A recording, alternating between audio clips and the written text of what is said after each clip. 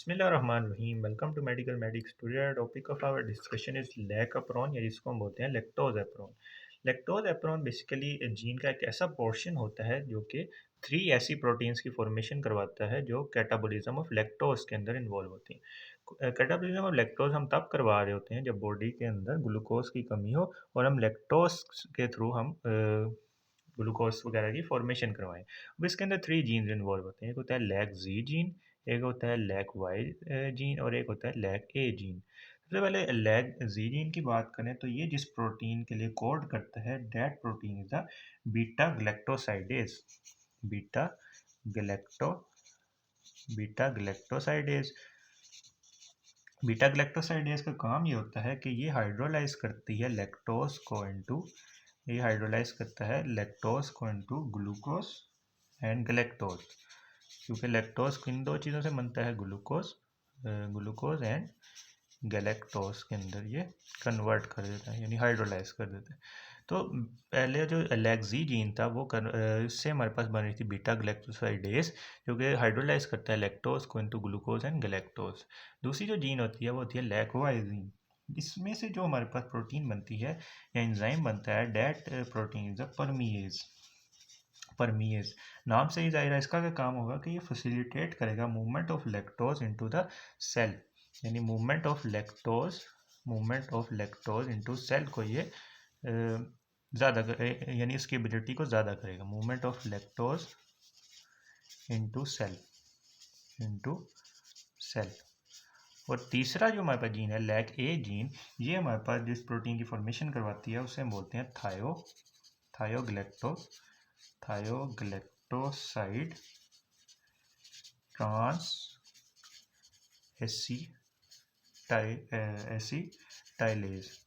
थायोग्लेक्टोसाइड trans acetylase इसकी हमारे पास formation होती है लैक ए जीन से। अब ये एंजाइम क्या काम करता है, ये बेसिकली एसिटाइलेशन करवाता है। एसिटाइलेशन ऑफ लैक्टोज के अंदर ये इन्वॉल्व होता है। एसिटाइलेशन ऑफ लैक्टोज के अंदर ये इन्वॉल्व होता है लैक ए जीन। अब ये जो प्रोटीन जीन से ये वाली जो प्रोटीन है इसकी सिंथेसिस कब होती है? ये बेसिकली तब होती है जब हमारे बॉडी के अंदर ग्लूकोज का लेवल कम हो। जब ग्लूकोज का लेवल कम होगा तो हम लैक्टोज को तोड़ेंगे, लैक्टोज से फिर ग्लूकोज की फॉर्मेशन करवाएंगे। तो इसकी फॉर्मेशन तब होगी जब हमारे पास बॉडी के अंदर ग्लूकोज का लेवल कम हो। अब इसके कंपोनेंट्स की बात कर लेते हैं। कंपोनेंट्स की जब हम बात करते हैं तो इसके ऊपर कुछ साइड्स प्रेजेंट होती हैं। एक होती है हमारे पास प्रोमोटर साइड। ये कौन सी साइड होती है? प्रोमोटर साइड होती है। एक हमारे पास ऑपरेटर साइड होती है। और एक हमारे पास CAP साइड होती है। हमारे पास प्रोमोटर साइड की बात करें तो यहाँ पे बाइंड करता है RNA पॉलीमरेज बाइंड करता है। और ऑपरेटर साइड के ऊपर बाइंड करती है रिप्रेसर प्रोटीन। तीन तो ये प्रोटीन थी, इसके अलावा एक रिप्रेसर प्रोटीन भी होती है जो कि इस एप्रोन का पार्ट नहीं होती लेकिन इसको रेगुलेट कर रही होती है, रिप्रेसर प्रोटीन। और तीसरी साइड CAP साइड पर एक कॉम्प्लेक्स बाइंड करता है CAP और साइक्लिक AMP और CAP का एक कॉम्प्लेक्स होता है वो बाइंड करता है CAP साइड के ऊपर। तो ये थ्री कंपोनेंट्स होते हैं लैक्टोज एप्रोन के। नेक्स्ट हम बात कर लेते हैं कि ये मैक्सिमली कब एक्सप्रेस होगा, यानी कब मैक्सिमली ये फॉर्मेशन करवाएगा इन जीन्स से, इन प्रोटीन्स की। अब इसकी मैक्सिमली एक्सप्रेशन के लिए दो कंडीशन होती हैं। एक कंडीशन ये होती है कि जो हमारे पास ओ साइट होती है, यानी ऑपरेटर की साइट होती है, O site must be empty. O site को खाली होना चाहिए, must be empty. O site को एम्प्टी होना चाहिए क्योंकि ओ साइड पे हमने क्या कहा था कि रिप्रेसर प्रोटीन बाइंड करेगी और रिप्रेसर प्रोटीन का काम यही होता है कि वो जीन एक्सप्रेशन को कम कर रही होती है। तो ओ साइड को एम्प्टी होना चाहिए। और दूसरी कंडीशन ये है कि जो CAP साइट है, CAP साइट के ऊपर हमारे पास जो CAP और साइक्लिक AMP का कॉम्प्लेक्स होता है, CMP और जो CAP का कॉम्प्लेक्स होता है उसको बाइंड करना ज़रूरी होता है। Complex must bind. तो CAP साइड के ऊपर साइक्लिक AMP और CAP के कॉम्प्लेक्स को बाइंड करना ज़रूरी होता है। अब इस ये वाला जो सी साइक्लिक एएमपी है, इसकी फॉर्मेशन हमें पता है कि एटीपी से होती है। एटीपी से हमारे पास साइक्लिक एएमपी की फॉर्मेशन होती है, और इस साइक्लिक एएमपी की फॉर्मेशन के लिए हमारे पास जो एंजाइम यूज़ होता है वो होता है एडिनाइलेट साइक्लेज। अब जब ग्लूकोज के लेवल बॉडी के अंदर ज़्यादा होते हैं, ग्लूकोज के लेवल बॉडी के अंदर जब ज़्यादा होते हैं तो वो एडिनाइलेट साइक्लेज को इनहिबिट कर देते हैं। तो जब ये इनहिबिट हो जाएगी तो एटीपी से साइक्लिक एएमपी की फॉर्मेशन नहीं होगी, और जब साइक्लिक एएमपी नहीं बनेंगे तो ये वाला कॉम्प्लेक्स भी नहीं बनेगा, और जब ये वाला कॉम्प्लेक्स भी नहीं बनेगा तो ये वाली हमारे पास जीन एक्सप्रेशन भी नहीं होगी, क्योंकि जीन एक्सप्रेशन के लिए हमने ये कंडीशन रखी है कि साइक्लिक एएमपी और सीएफपी का कॉम्प्लेक्स बनना चाहिए।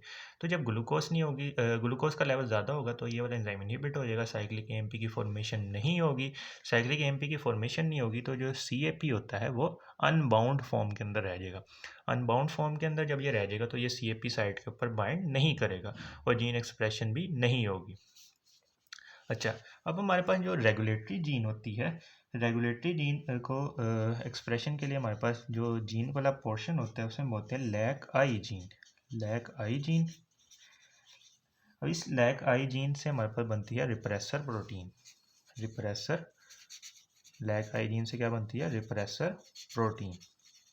रिप्रेसर प्रोटीन की फॉर्मेशन होती है लैक आई जीन से, और ये जो रिप्रेसर प्रोटीन होती है ये बाइंड करती है ऑपरेटर साइट के ऊपर। ऑपरेटर साइट के ऊपर ये बाइंड करती है। अब हमने कहा कि जब मैक्सिमली हमने एक्सप्रेशन करवाना है तो ओ साइट को खाली होना चाहिए। ओ साइट क्यों खाली होनी चाहिए? क्योंकि वहाँ पर रिप्रेसर प्रोटीन बाइंड करती होती है। तो अगर रिप्रेसर प्रोटीन जब नहीं बाइंड करेगी तब ही हम करवा सकेंगे जीन एक्सप्रेशन, और अगर ये बाइंड कर देगी तो हमारे पास ये वाली कंडीशन नहीं फॉलो होगी, यानी ओ साइट एम्प्टी नहीं होगी और हमारे पास जीन एक्सप्रेशन भी नहीं होगी। नेक्स्ट कुछ केसेस आते हैं। पहला जो केस है उसके अंदर हम देख सकते हैं कि ग्लूकोज प्रेजेंट है लेकिन लैक्टोज एब्सेंट है। ग्लूकोज प्रेजेंट है, इसका क्या मतलब है कि हम ग्लूकोज से एनर्जी ले सकते हैं लेकिन लैक्टोज प्रेजेंट नहीं है। अब लैक्टोज प्रेजेंट नहीं है तो इसकी वजह से क्या होगा कि हमारे पास जो ओपरॉन है, ओपरॉन की एक्टिविटी की हमें ज़रूरत नहीं है, तो वो किस स्टेट के अंदर होगा? रिप्रेस स्टेट के अंदर होगा, यानी ऑफ होगा। ऑफ स्टेट के अंदर क्यों होगा? क्योंकि हम ग्लूकोज से एनर्जी ले रहे हैं, हमें लैक्टोज को तोड़ने की ज़रूरत ही नहीं है, तो हम जीन एक्सप्रेशन भी नहीं करवाएंगे।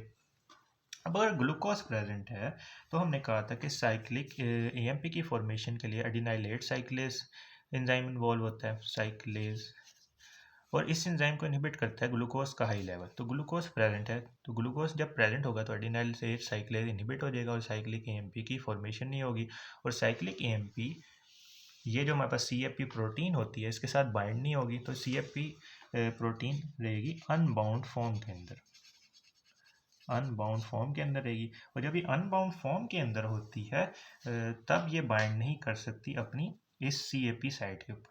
ये हमारे पास डीएनए का पोर्शन है, इसके ऊपर कुछ साइट्स होती हैं। सबसे पहले साइट होती है लैक आई, यानी ये जो रिप्रेसर प्रोटीन के लिए जीन होती है उसकी साइट होती है। फिर हमारे पास सी ए पी, यानी जो सी ए पी और साइक्लिक ए एम पी का कॉम्प्लेक्स बाइंड करना होता है उसके लिए साइट होती है। फिर हमारे पास प्रोमोटर जहाँ पे आरएनए पॉलीमरेज ने बाइंड करना होता है उसके लिए साइट होती है। फिर हमारे पास यहाँ पर रिप्रेसर प्रोटीन यानी ऑपरेटर साइट होती है। फिर हमारे पास यहाँ वाली, यानी ये जो 3 सेगमेंट्स थे, लैक जी, लैक वाई और लैक ए वाली साइट होती है, क्योंकि 3 एंजाइम्स की फॉर्मेशन करवाएगी। अब ये वाला केस है जिसके अंदर ग्लूकोज प्रेजेंट है। ग्लूकोज प्रेजेंट है तो एडिनाइलेज साइक्लेज इनहिबिट हो गया और एटीपी से साइक्लिक एएमपी की फॉर्मेशन नहीं हुई, और साइक्लिक एएमपी की फॉर्मेशन ना होने की वजह से सीएपी प्रोटीन अनबाउंड फॉर्म के अंदर रहेगी। अनबाउंड फॉर्म की वजह से वो सीएपी साइट के ऊपर भी नहीं बाइंड करेगी। जब सीएपी साइट के ऊपर बाइंड नहीं करेगी तो हमारे पास जीन एक्सप्रेशन नहीं होगी।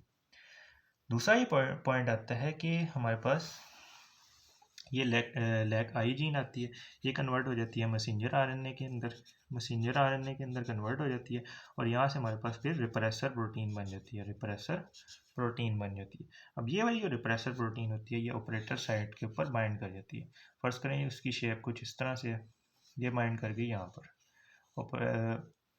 सॉरी ये प्रमोटर नहीं ऑपरेटर वाली जगह पर आना था, यहाँ पे इसने बाइंड करना था, यहाँ नहीं आई, यहाँ पे इसने ऑपरेटर वाली साइड पर बाइंड कर दी।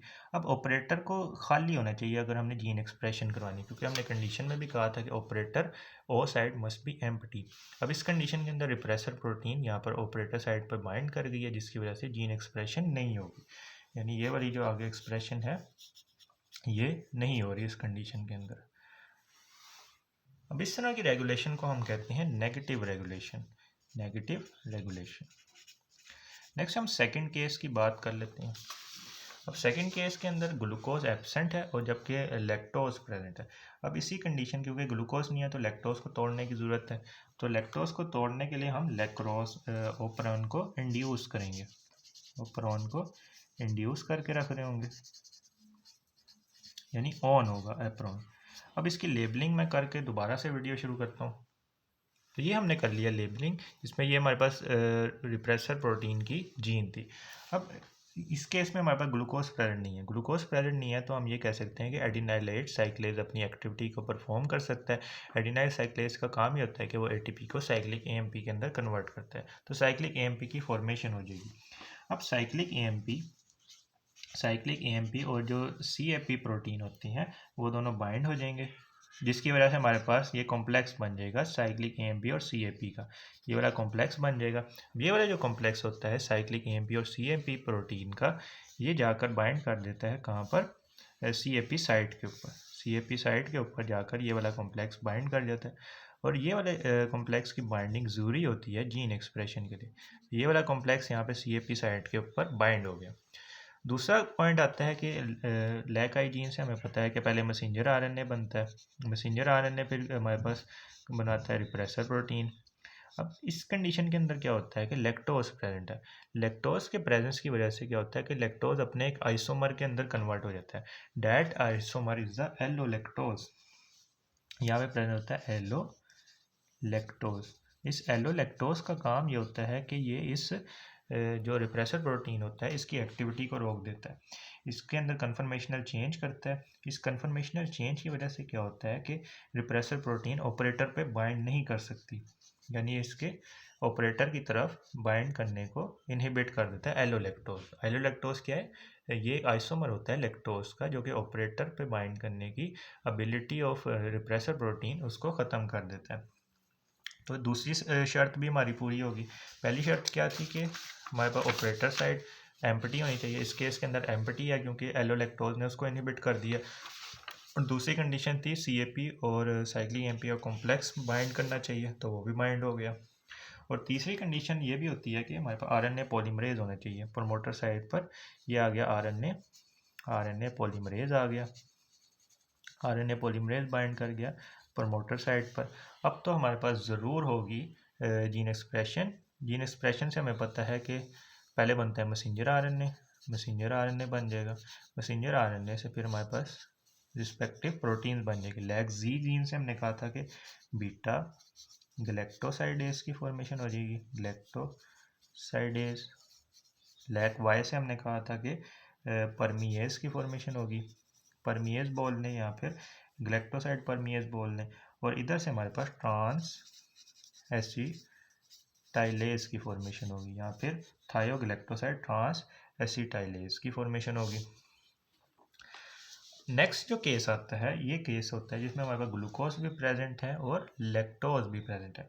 अब ग्लूकोज प्रेजेंट है तो हमारे पास साइक्लिक एएमपी नहीं बनेगा, क्योंकि ग्लूकोज जो हमारे पास एडिनाइल साइक्लेज होती है उसको इनहिबिट करता है। तो ये जो सीएपी प्रोटीन होती है ये इस केस के अंदर अनबाउंड फॉर्म के अंदर आ जाएगी, अनबाउंड फॉर्म के अंदर आ जाएगी, और ये इसके ऊपर बाइंड भी नहीं करेगी, यानी सीएपी साइड इस केस में एम्प्टी रहेगी। उसके अलावा जो हमारे पास लैक आई जीन थी, जैसे मैसेंजर आरएनए बना, मैसेंजर आरएनए कन्वर्ट हो गया रिप्रेसर प्रोटीन के अंदर, रिप्रेसर प्रोटीन के अंदर। अब चूंकि हमारे पास लैक्टोज भी प्रेजेंट है तो लैक्टोज अपने आइसोमर के अंदर यानी एलो लैक्टोज के अंदर कन्वर्ट हो जाएगा, एलो लैक्टोज के अंदर कन्वर्ट हो जाएगा। और ये एलो लैक्टोज इस रिप्रेसर प्रोटीन के अंदर कन्फर्मेशनल चेंज करेगा, जिसकी वजह से वो ऑपरेटर साइड पे बाइंड नहीं करेगी। अब इस कंडीशन में क्या हो रहा है कि एक तो कंडीशन पूरी हो रही है, यानी ऑपरेटर साइड तो खाली है, लेकिन ये जो हमारे पास साइक्लिक एएमपी और सीएपी वाला कॉम्प्लेक्स था ये सीएपी साइट के ऊपर बाइंड नहीं हुआ। तो एक कंडीशन पूरी हो रही है लेकिन दूसरी पूरी नहीं हो रही, तो इसकी वजह से क्या होगा कि हमारे पास थोड़ी थोड़ी सी फॉर्मेशन होगी इन प्रोटीन्स की, यानी नेग्लिजिबल जीन एक्सप्रेशन होगी, नेग्लिजिबल, नेग्लिजिबल। तो ये हम कह सकते हैं कि जब ग्लूकोज और लैक्टोज दोनों प्रेजेंट हों तब हमारा नेग्लिजिबल ट्रांसक्रिप्शन एंड ट्रांसलेशन का प्रोसेस होगा। तो ये था टॉपिक हमारा लैग एप्रोन। अब इसको एग्जाम में लिखना चाहें तो हम इसको ऐसे भी लिख सकते हैं। सबसे पहले हम ये इसके जीन्स बताएंगे, फिर हम बताएंगे कि हमें इसकी ज़रूरत क्यों पेश आती है, फिर हम इसके कंपोनेंट्स को बताएंगे। कंपोनेंट्स को बताने के बाद हम इसके एक्सप्रेशन को बताएंगे कि कौन सी ऐसी कंडीशंस होती हैं जिसमें ये मैक्सिमली एक्सप्रेस्ड होता है। फिर हम इसमें जो रेगुलेटरी या रिप्रेसर प्रोटीन होती है उसका बताएंगे। फिर हम इन 3 केसेस को डिस्कस करने के लिए सीधी डायग्राम बना देंगे। थ्योरी लिखने की बजाय अगर आप सीधी डायग्राम बना दें तो ज़्यादा ठीक रहेगा, क्योंकि थ्योरी में टाइम भी ज़्यादा लगता है, डायग्राम में टाइम थोड़ा लगता है। तो इस तरह से ये फर्स्ट केस की डायग्राम बन जाएगी, ये सेकंड और ये थर्ड केस की डायग्राम बन जाएगी। If you like this video then kindly share it with your friends and subscribe to my channel.